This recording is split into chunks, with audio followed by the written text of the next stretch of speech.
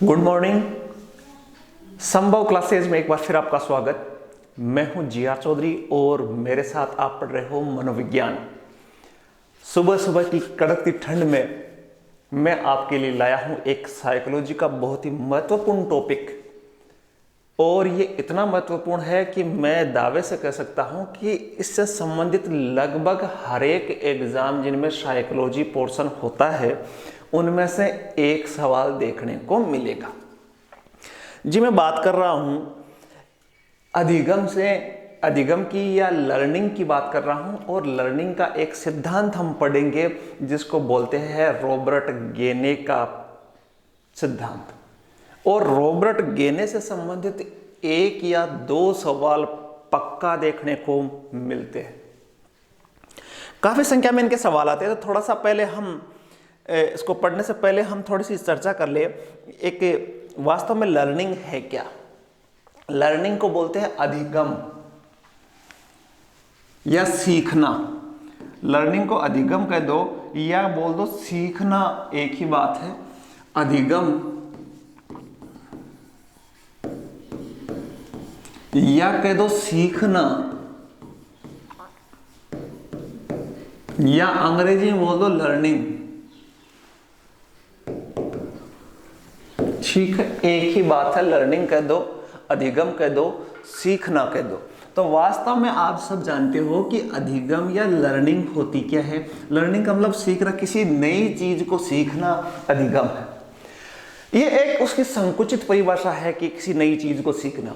वास्तव में यदि लर्निंग का अर्थ देखें तो लर्निंग होता है कि पर्यावरण के साथ कैसे सामंजस्य स्थापित करें, वो वास्तव में क्या है, लर्निंग है। इस शब्द की बात करें लर्निंग की, तो यह शब्द एक अंग्रेजी का शब्द, जर्मन भाषा का एक शब्द है। जर्मन भाषा का एक शब्द है, ध्यान से देखना, जर्मन भाषा का एक शब्द है, उससे इसका निर्माण हुआ। जर्मन भाषा के शब्द, काफी शब्द ग्रीक, ज्यादातर शब्द है यूनानी या ग्रीक भाषा में आते हैं, लेकिन ये शब्द जर्मन भाषा के शब्द है, लर्नेन से बना हुआ है। शब्द लर्नेन से बना हुआ है, से बना है, और इसका अर्थ भी सीखना ही होता है कोई। पहली बात। दूसरी इसकी बात यह बताऊं कि जो सीखना जो प्रक्रिया है, जो कोई भी सीखता है, जैसे एक छोटा सा बच्चा बचपन से सीखना स्टार्ट कर देता है। छोटे से बच्चे ने, जैसे आप एक एग्जांपल मैं दूं कि छोटे से बच्चे के पास एक आग के पास बैठा है, बिल्कुल छोटा सा बच्चा है, उसने आग को छुआ, तुरंत दर्द हुआ, हाथ पीछे कर लिया। उसने उसी समय सीख गया वो कि यार ये जो आग है इससे हाथ जलता है, तो ये चीज उसने सीखी, लर्न की।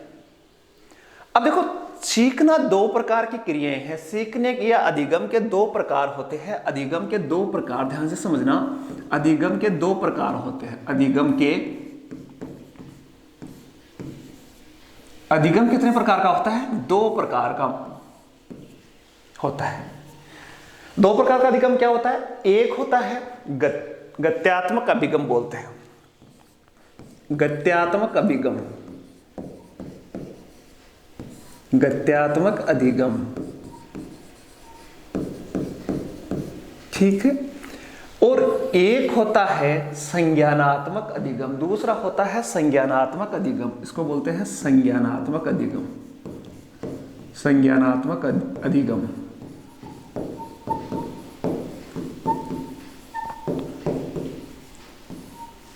देखो ध्यान से समझना इसको। गत्यात्मक अधिगम और संज्ञानात्मक अधिगम वास्तव में है क्या? गत्यात्मक नाम से इसको अंग्रेजी में आप लिख सकते हो डायनेमिक लर्निंग। डायनेमिक लर्निंग, अंग्रेजी टर्म्स भी आप साथ में, डायनेमिक लर्निंग।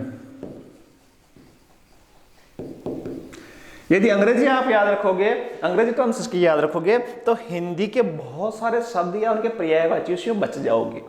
और यदि आपको केवल एक ही याद है तो हो सकता है इसका नाम चेंज करके लिख दिया जाए। जैसे गत्यात्मक को गामक अधिगम भी कहते हैं, तो अब वहां गामक, एग्जाम में आपका गामक अधिगम आ गया तो आप क्या करोगे, कंफ्यूज हो जाओ। गामक अधिगम, इसका बहुत सारे नाम है। क्रियात्मक अधिगम कह दो, या इसको बोलते हैं क्रियात्मक अधिगम। ठीक है, लेकिन अंग्रेजी टर्म्स इसके लिए काम में आती है डायनेमिक लर्निंग। इसी प्रकार जो संज्ञानात्मक अधिगम है उसको अंग्रेजी में बोलते हैं कॉग्निटिव लर्निंग।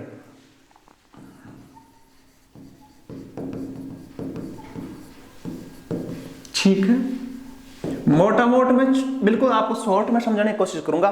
गत्यात्मक अधिगम क्या होता है? जब हमारी शरीर की इंद्रियों द्वारा कोई काम को सीखते हैं। जैसे आपने को सीखा कि गाड़ी चलाना सीखा, आपके फिजिकल वर्क कर रहे हो उसमें, और उसी से आपने सीखा गाड़ी चला, साइकिल चलाना सीखा, पेडल मारना सीखा, तो ये कौन सा अधिगम होता है? गत्यात्मक अधिगम या डायनेमिक लर्निंग।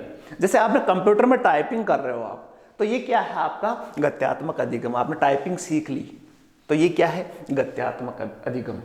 ये किसकी सहायता से होता है? शरीर की मसल्स की सहायता से या तंत्रिकाओं की सहायता से होता है। नाम से आप लोगों को ज्यादा नहीं। और दूसरा होता है संज्ञानात्मक अधिगम।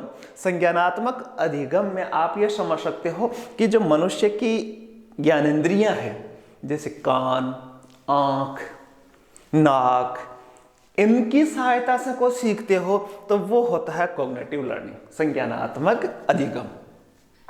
दोनों में अंतर आप समझ गए। गत्यात्मक अधिगम फिजिकल, शरीर के मसल्स या तंत्रिकाओं के द्वारा होता है। जैसे मैं यहां लिख रहा हूं, तो ये लिखना सीखा, ये कौन सा है? गत्यात्मक अधिगम। लेकिन मुझे ये अधिगम का जो सिद्धांत मैंने समझा, ये कहां से? दिमाग से। तो ये होगा संज्ञानात्मक अधिगम। लिखना सीखा, इसमें फिजिकल वर्क हो रहा है, तो ये क्या होगा? गत्यात्मक अधिगम। और जो कॉन्सेप्ट जो समझते हैं, कॉग्निटिव थ्योरी जो होती है, उसमें क्या होता है? माइंड काम करता है, उसको समझते हैं, समझने से समझते हैं, तो ये क्या है? संज्ञानात्मक या कॉग्निटिव लर्निंग। अब देखो, ये तो हुआ मोटे मोट अधिगम का जो प्रकार था वो। इसी कड़ी में एक जो महत्वपूर्ण जो बिंदु आया था, वो था रॉबर्ट गेने का पद सोपान सिद्धांत। ध्यान से पढ़ेंगे इसको। वो कौन सी थ्योरी थी उसके बारे में मैं बता दूं। ये था अधिगम का रॉबर्ट गेने। एक विद्वान थे अमेरिका के, जिनका नाम था रॉबर्ट गेने। नाम याद रखना, रॉबर्ट गेने। कहां के थे? अमेरिका के एजुकेशन साइकोलॉजिस्ट थे। और उन्होंने एक सिद्धांत दिया था, पहले उसकी सामान्य सी रॉबर्ट गेने, इन्होंने एक सिद्धांत दिया जिसको बोलते हैं, जिस सिद्धांत का नाम है पद सोपान सिद्धांत। अधिगम का पद सोपान सिद्धांत। अधिगम का पद सोपान सिद्धांत।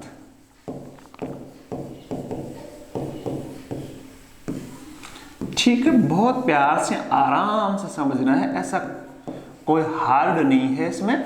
पद सोपान सिद्धांत। अब वास्तव में पद सोपान किसको बोलते हैं? पद सोपान किसका नामकरण है? पद सोपान का मतलब ये होता है कि जैसे मैं एग्जांपल आपको दूं पद सोपान से, कि जैसे कोई भी पोस्ट होती है, जैसे पुलिस की बात करूं मैं, तो पुलिस में पद सोपान क्या होता है कि नीचे नीचे सबसे छोटा होता है कांस्टेबल, फिर उससे ऊपर होता है head constable, sub inspector, inspector, DSP, SP, और यूं करते करते सबसे ऊपर क्या होता है? डीजी होता है। सबसे ऊपर क्या होता है? डीजी। और सबसे छोटा होता है कांस्टेबल। ठीक है, तो इसी को बोलते हैं पद सोपान। कि पद नीचे क्या होते हैं, जो नीचे के पद होते हैं उसमें संख्या क्या होती है? ज्यादा होती है। और ऊपर आते पूरे राजस्थान में एक ही डीजी है, डायरेक्टर जनरल ऑफ, डीजीपी बोल दो। डीजीपी जो है वो एक ही, लेकिन कांस्टेबल बहुत ज्यादा। इसी को बोलते हैं पद सोपान। तो पहले तो साधारण सी भाषा में हमने सीख लिया कि पद सोपान वास्तव में है क्या। पद सोपान वास्तव में है क्या, तो इसको समझा। अब हम अंग्रेजी में पद सोपान को बात करें, अंग्रेजी टर्म्स की बात करें, तो इसको बोलते हैं हायरार्की। क्या बोलते हैं, इसको बोलते हैं हायरार्की।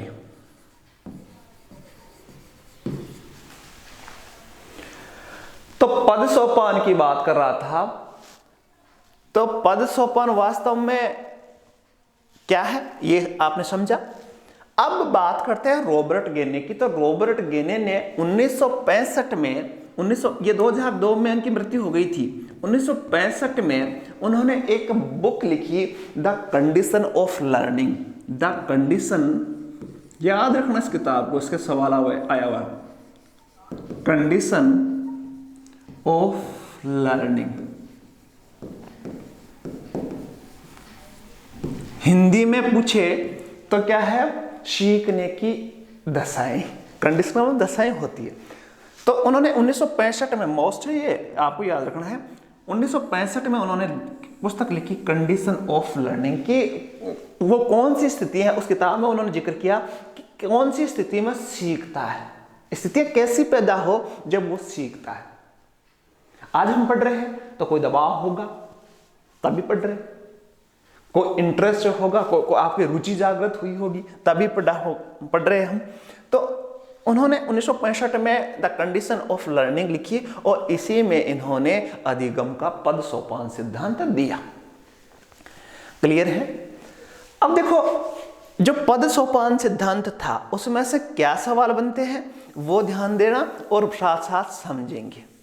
उन्होंने कहा कि जो सीखने के जो सोपान है तो उसमें निम्न से उच्चतम तक या सबसे बेस्ट की तरफ चलते हैं।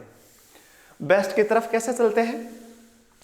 उन्होंने कहा कि सीखने के जो प्रकार है उनमें एक निम्न होता है और ऐसे ऐसे बढ़ते बढ़ते एक सबसे सर्वोच्च होता है। तो एक जो निम्न होता है वो सबसे नीचे डाल दो 1 नंबर, ये कितना हुआ 2 नंबर, ये कितना हुआ 3 नंबर, ये कितना हुआ 4 नंबर, ये कितना हुआ 5 नंबर, ये कितना हुआ 6 नंबर, ये कितना हुआ 7 नंबर,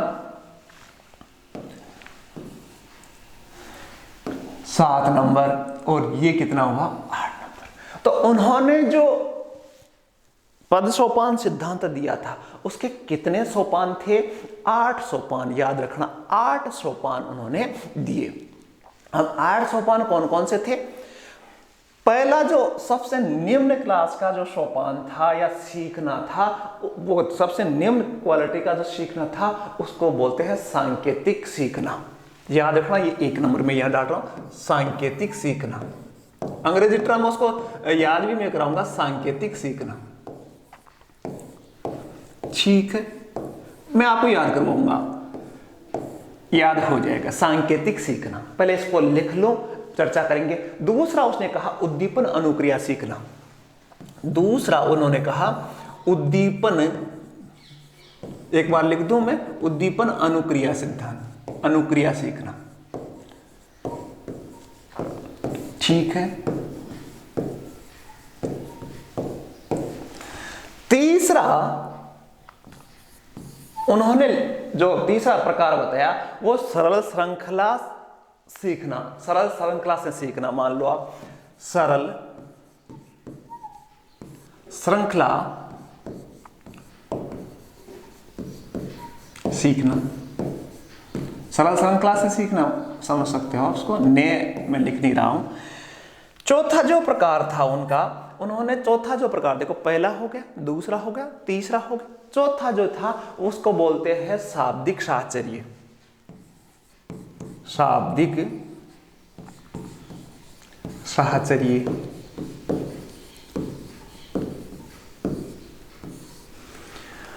पांचवा उन्होंने बताया,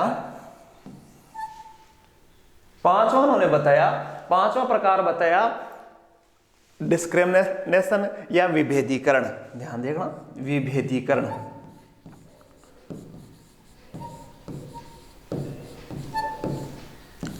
विभेदीकरण। छठा उन्होंने बताया, छठा ये है, इसको बोलते हैं कॉग्निटिव थ्योरी बोल दो या इसको बोलते हैं कॉन्सेप्ट। कॉन्सेप्ट का मतलब संप्रत्यय।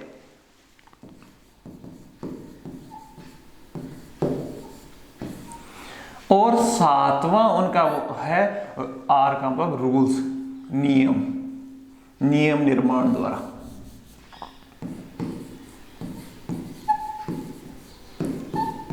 ठीक है, अभी मैं याद करूंगा आपको। और लास्ट का है सबसे उच्च जो है वो है समस्या समाधान।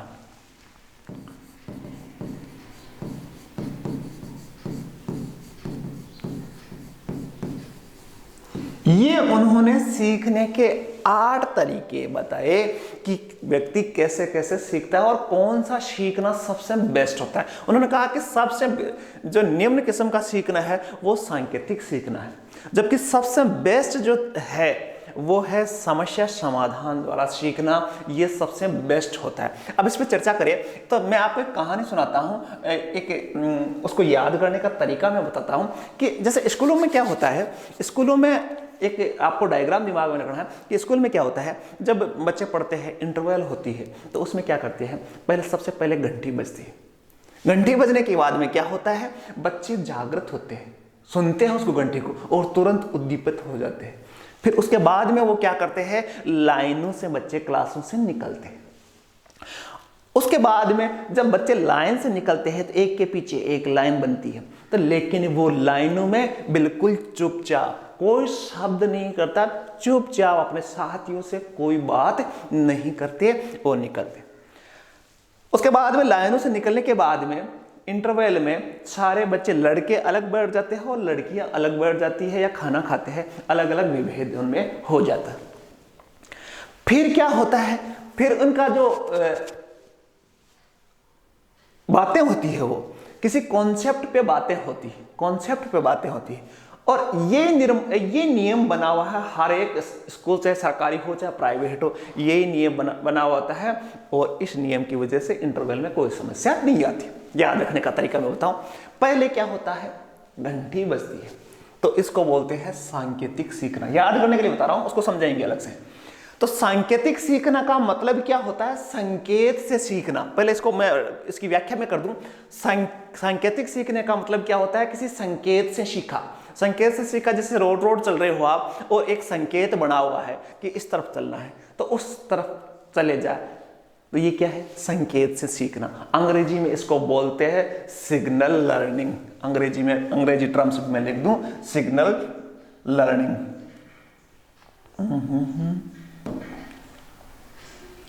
सिग्नल लर्निंग, अंग्रेजी टर्म्स सिग्नल, सॉरी ये दिखेगा नहीं आपको, सिग्नल लर्निंग, इसको बोलते हैं सिग्नल लर्निंग, कि सिग्नल से सीखा। और इस डायग्राम में देखो सबसे निम्न एस लिखा है, एस का मतलब सिग्नल लर्निंग होता है। सिग्नल लर्निंग मतलब संकेत से सीखा। दूसरा है उद्दीपन अनुक्रिया से सीखना। उद्दीपन अनुक्रिया का मतलब है कोई चीज उद्दीप्त करती हो। ये सिद्धांत भी आप डिटेल से पढ़ोगे, उद्दीपन अनुक्रिया का सिद्धांत। तो उद्दीपन अनुक्रिया मतलब कोई चीज आपको उद्दीप्त करती है।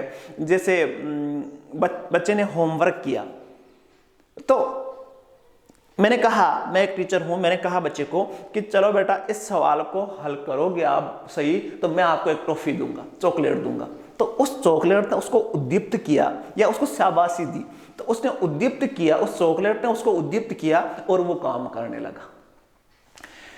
तो ये उद्दीपन अनुक्रिया के द्वारा सीख रहा है। तीसरा है सरल श्रृंखला से सीखना। सरल श्रृंखला, देखो कोई भी सीखने का जो तरीका होता है उसमें एक श्रृंखला होती है। श्रृंखला कैसे होती है, जैसे एक एग्जांपल है कि जैसे कोई मोटरसाइकिल चलानी है, तो मोटरसाइकिल चलाने से पहले बच्चा क्या करता है, छोटे बच्चा है वो छोटे बच्चों को खिलौने के रूप में एक साइकिल लाते हैं, उसमें पेंडल मारते और वो आगे चलती है। उसके बाद में वो साइकिल चलाना सीखता है और उसके बाद में वो मोटरसाइकिल चलाना सीख जाता है। एक श्रृंखला से सीखता है, ठीक है।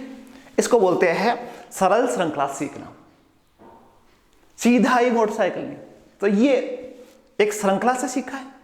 तो इसको तीसरा नंबर देखना, तीसरा नंबर है चेनिंग बोलते हैं इसको, चेन, एक चेन से सीखते हैं, तो इसको बोलते हैं सिंपल चेनिंग। उद्दीपन अनुक्रिया को बोलते हैं स्टिमुलेटेड या stimulus response learning, stimulus response learning.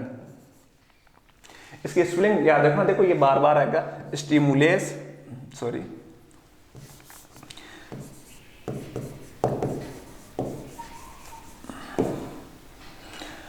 Response learning, ठीक है। और इसको सिंपल चेन बोलते हैं, सिंपल चेन, चेन का मतलब श्रृंखला। तो सिंपल चेन लर्निंग क्या होता है, एक के बाद एक, जैसे हारमोनियम बजाना आपने सीखा, तो हारमोनियम बजाना सीखा तो उसके साथ साथ हारमोनियम यदि आपने सीखा, उसके बाद में आप दूसरे जो म्यूजिकल इंस्ट्रूमेंट है उनको भी सीख सकते हो, ठीक है। एक श्रृंखला से सीखना तो उसको बोलते हैं सरल श्रृंखला सीखना। तीसरा है शाब्दिक साहचर्य से सीख। शाब्दिक साहचर्य का मतलब होता है कि जैसे आपने कोई कविता पढ़ी, उनका शब्दों को समझा, ये सीखना। कविता है, गीत है, इनको, ये कौन सी कैटेगरी में आते हैं, शाब्दिक साहचर्य सीखने में आते हैं। ये सीखने का जो तरीका है वो शाब्दिक साहचर्य सीखना है। अंग्रेजी में इसको बोलते हैं, शाब्दिक साहचर्य को अंग्रेजी में वर्बल लर्निंग बोल दो या वर्बल एसोसिएशन लर्निंग बोल दो।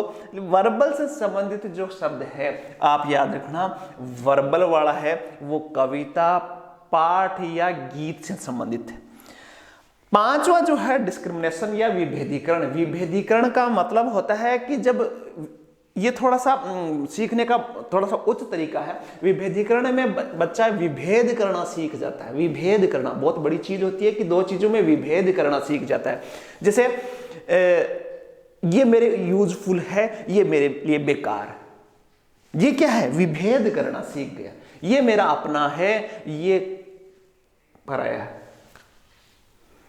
ये मुझे पढ़ना चाहिए, ये नहीं पढ़ना चाहिए, विभेद कर लिया। तो ये बोलते हैं, इसको अंग्रेजी में बोलते हैं डिस्क्रिमिनेशन।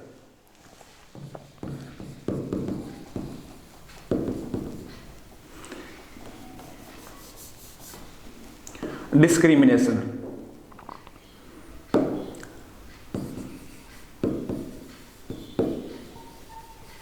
डिस्क्रिमिनेशन बोलते हैं। तो विभेद करना सीखा।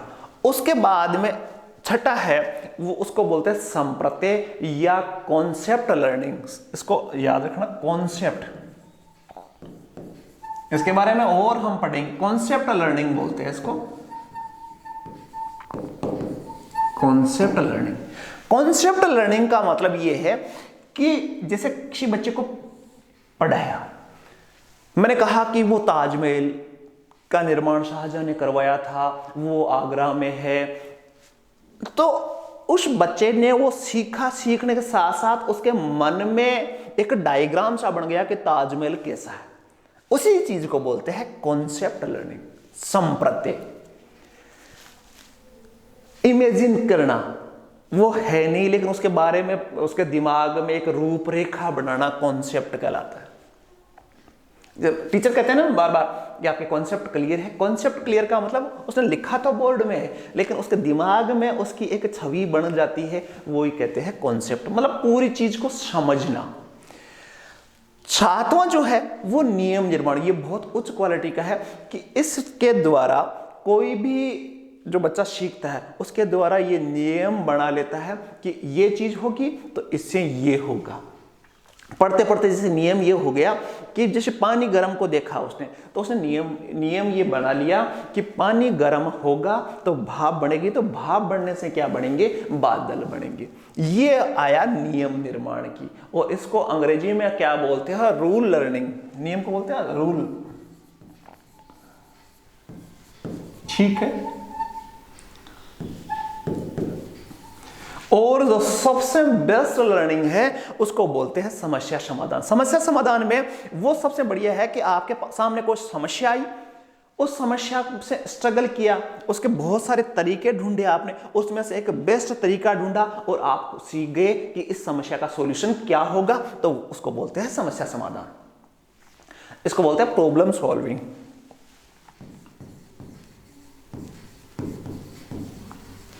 ठीक है, वापस देखो, ऐसा डायग्राम होगा। एस का मतलब क्या है, एस का सिग्नल। फिर दूसरा है एसआर, एसआर का मतलब है स्टिमुलस रेस्पॉन्स, सी का मतलब चेन, ठीक है, वी का मतलब वर्बल, डी का मतलब डिस्क्रिमिनेशन विभेदीकरण, फिर सी का मतलब कॉन्सेप्ट, आर का मतलब रूल्स, पी का मतलब प्रॉब्लम। वापस एस का मतलब सिग्नल, एस आर का मतलब उद्दीपन अनुक्रिया, सी का मतलब चेनिंग श्रृंखला, वी का मतलब वर्बल मतलब शाब्दिक साहचर्य, डी का मतलब डिस्क्रिमिनेशन मतलब विभेदीकरण, सी का मतलब कॉन्सेप्ट या संप्रदाय, आर का मतलब रूल्स, पी का मतलब प्रॉब्लम। इस डायग्राम को एक बार आप बनाना। अब इसको याद कैसे करना है?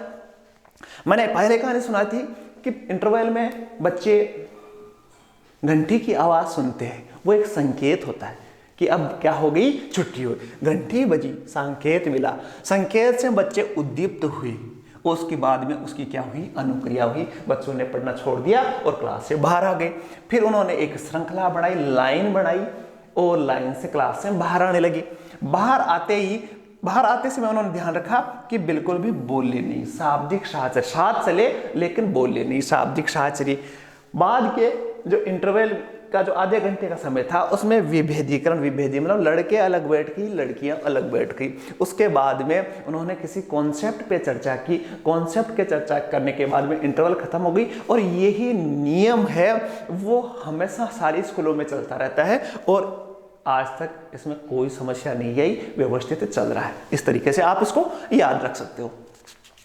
अब देखो, इनमें से एक चीज मैं और लिखवाऊंगा कि जो सवाल है, कई बार पूछा जाता है कि जो ये सांकेतिक सीखना है वो किसी विद्वान के नियम में इसका जिक्र है। तो मैं आपको बता चलूं कि एक विद्वान थे पावलोव, ये याद रखना, पावलोव। इस विद्वान से पहला ये जुड़ा हुआ है। तो कई बार सवाल ये पूछ लेते हैं कि सांकेतिक सीखना, जो रॉबर्ट गेने का जो सिद्धांत था जिसमें निम्न जो सीखना था, सांकेतिक सीखना, वो किसी मनोवैज्ञानिक के सिद्धांत से मेल खाता है या उसका व्याख्या किस विद्वान ने की है? तो उसकी व्याख्या पावलोव ने की है। याद रखना, पावलोव। इसके बारे में आप डिटेल से हम पढ़ेंगे, अभी दिमाग पे जोर देने की जरूरत नहीं। दूसरा है उद्दीपन अनुक्रिया सिद्धांत। ये किससे, इसकी व्याख्या या इससे जुड़ा हुआ कौन है? स्किनर। याद रखना, मोस्ट लिखवा रहा हूं, स्किनर। ठीक है, सरल श्रृंखला द्वारा सीखना, इसका कोई ज्यादा नहीं है। ये शाब्दिक साहचर्य, इसकी व्याख्या किसने की थी? आशुबेल, एक विद्वान थे आशुबेल। इसके बारे में मैं थोड़ा सा बताऊंगा आपको, आशुबेल, अभी बताऊंगा आपको, आशुबेल, याद रखना। और एक और है जो कॉन्सेप्ट लर्निंग है, उसके बारे में जो व्याख्या की थी उसका नाम था केंडलर।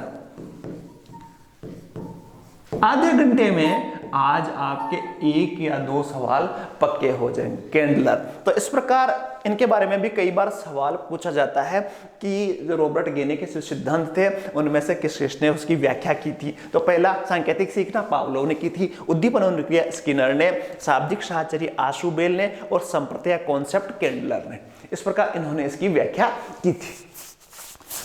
अब देखो, एक और चीज मैं आपको बात कर रहा था कि शाब्दिक साहचर्य और ये जो सिद्धांत था, ये किस श्रेणी में आता है? जो रॉबर्ट गेने का जो सिद्धांत है वो किस श्रेणी में आता है? संज्ञानात्मक सिद्धांत की श्रेणी में आता है। कौन सा?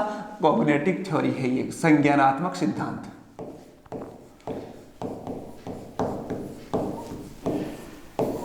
ये ये कौन सी कैटेगरी का? संज्ञानात्मक सिद्धांत है। मैंने 2 बताए थे ना, अधिगम के 2 प्रकार गत्यात्मक अधिगम और संज्ञानात्मक अधिगम। तो ये है संज्ञानात्मक अधिगम है। इसमें कोई फिजिकल वर्क कहीं नहीं देखने को मिलेगा, आपको फिजिकल वर्क कहीं नहीं मिलेगा, आपको सारा का सारा मेंटली वर्क होगा। तो मेंटली वर्क के लिए संज्ञानात्मक सिद्धांत। और एक मैं बात कर रहा था लास्ट में, शाब्दिक साहचर्य जो आशुबेल ने दिया था, बड़ा फटाफट सा इस आशुबेल के बारे में थोड़ा सा पढ़ लेते हैं। आशुबेल ने क्या कहा? बेल के आंसू थोड़ी आते हैं। आशुबेल ने कहा कि जो सीखना है वो 4 प्रकार के होते हैं। आशुबेल ने कहा कि जो सीखना है उनके 4 तरीके हैं। पहला तरीका होता है रटकर, कोई बच्चा रटकर सीखता है। ठीक है, छोटे बच्चों को देखा है तो सबसे पहले क्या है, मछली जल की रानी है, जीवन उसका पानी है, ना मछली को जानता है न पानी को जानता है, लेकिन वो क्लास में सिर घुमा घुमा के सीखता है, रट कर सीखना। अंग्रेजी में बोलते हैं रोट लर्निंग, रोट, रटना को रोट बोलते हैं अंग्रेजी में, रोट लर्निंग। ठीक है, पहला प्रकार। दूसरा प्रकार है अर्थपूर्ण सीखना। अर्थपूर्ण, अर्थपूर्ण का मतलब इसमें तो उसको रटने में अर्थ पता नहीं था, लेकिन जो दूसरा तरीका है अर्थपूर्ण सीखना है, मीनिंगफुल लर्निंग बोलते हैं इसको, मीनिंगफुल लर्निंग।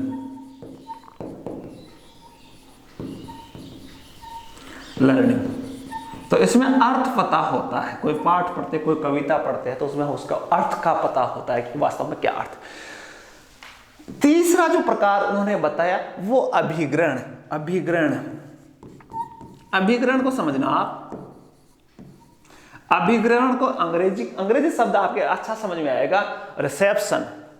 अभिग्रहण का मतलब होगा रिसेप्शन। आपने होटलों में किसी ने बड़ी संस्था में देखा होगा रिसेप्शन, रिसेप्शन का मतलब स्वागत सत्कार या एक्सेप्ट किया जाता है, लोग आते हैं तो उनका रिसीव किया जाता है, तो उसी रिसीव से रिसेप्शन बना हुआ है। इस अभिग्रहण का मतलब होता है कि आप कहीं चल रहे हो, आपको कोई चीज आपके यूजफुल लगी, कोई ज्ञान आपको मिल गया, तो उसको उसी टाइम क्या कर लिया आपने, अभिग्रहण कर लिया। और जो सबसे बेस्ट तरीका आशु बेल के अनुसार जो सबसे बेस्ट तरीका है वो है अन्वेषण।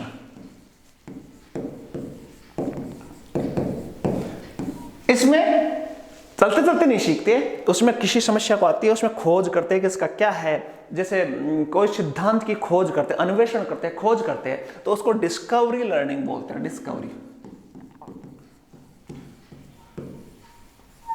Discovery learning. अब देखो उन्होंने 4 जो प्रकार बताए, अब इन 4 के अलावा भी प्रकार हो सकता है कि कोई आपने अन्वेषण किया और उसको रटा, आपने बाद में याद नहीं हुआ तो रटा, तो ये दोनों को मिक्सअप भी हो सकता है, तो उसको बोलते हैं रोट डिस्कवरी या डिस्कवरी रोट लर्निंग।